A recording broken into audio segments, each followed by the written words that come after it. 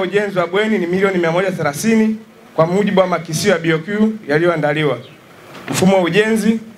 Mheshimiwa Mkuu wa Mkoa, mradi huu unatekelezwa kwa mfumo wa mkandarasi ambaye alipatikana kwa njia ya NeST ngazi ya halmashauri mwenye kampuni ya Gambo Civil Engineering and Agriculture Company Limited. Na ujenzi ulianza rasmi tarehe 22 mwezi wa 10 mwaka 2024. Mheshimiwa Mkuu wa Mkoa, changamoto katika utekelezaji wa mradi huu ni kama ifuatavyo. Zabuni zikitangazwa huchukua muda mrefu bila wakandarasi kuomba, hivyo kufanya zabuni kitu ambacho kinafanya kutangaza zabuni upya na kupelekea mradi kutokamilika kwa wakati. Lakini kwa ujumla, Mheshimiwa Mkuu wa Mkoa, ule mradi tayari mkandarasi alishaanza, ni wa kufanya upanuzi. Mradi ulishakuwepo, lakini kwa ajili ya ongezeko la watu serikali kaona iongeze huduma ya maji. Kwa hiyo ni unafanya upanuzi. Kwa hiyo hela zilishakuja na mkandarasi tunamshukuru, amefanya kazi kubwa sana kwa kipindi kwa kuanzia.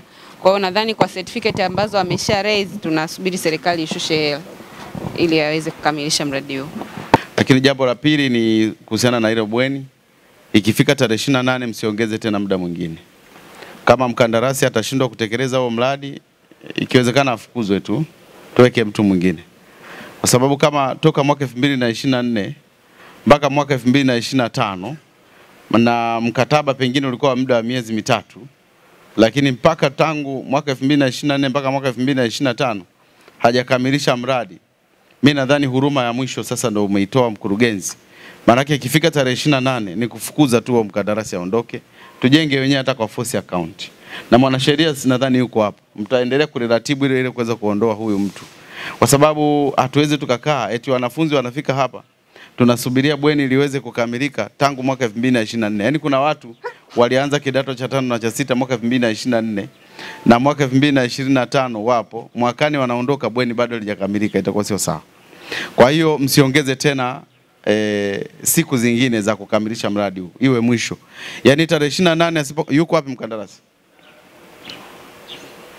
Yaani ikifika tarehe 28 baba, usipokamilisha, kwanza tutashughulika nawe kwa utaratibu mwingine.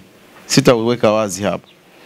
Utaratibu huo ni wa kiserikali tu, mzuri tu, ambao unatoa discipline kidogo kwa watu ambao wataki kukamilisha miradi kwa wakati. Lakini jambo la pili, tutavunja huo mkataba wenyewe ambao hatutakuwa na wewe tena na hutapata tena kazi hapa Kyela. Yaani mpaka mwisho wa dunia. Na sijui kama kuna mwisho wa dunia. Mwisho wa dunia ni mtu kufa. Ukishaondoka basi ndio mwisho wako wa dunia. Kwa imani yangu, lakini siingile imani za watu wengine. Lakini pia niseme tu kwamba ndugu yangu, uhakikishe kwamba mradi huu unakamilika. Tarehe 28 hatutakuongezea tena muda.